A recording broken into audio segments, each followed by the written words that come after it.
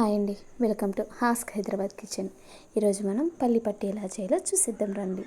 ఒక కప్పుడు పల్లీలు తీసుకొని ఒక కడాయిలో వేయించుకోవాలి.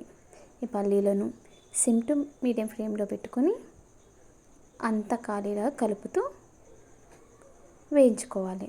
ఇలా వేయించుకున్న పల్లీలను ఒక ప్లేట్లో తీసుకొని ఇవి చల్లారాక పొట్టు తీసుకొని పక్కన పెట్టుకోండి.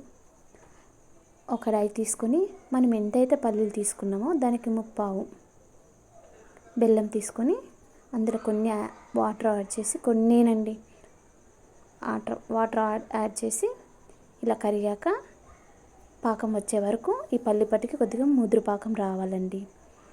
పాకం ఎలా వచ్చిందో తెలియాలంటే ఒక చిన్న గిన్నెలో వాటర్ తీసుకొని ఈ పాకాన్ని గిన్నెకేసి కొడితే టంగు టంగుమని శబ్దం రావాలండి. అప్పుడు స్టవ్ను ఆఫ్ చేసేసి ఈ పల్లీలను అందులో యాడ్ చేసుకొని అంతా కలుపుకొని పక్కన పెట్టుకోండి.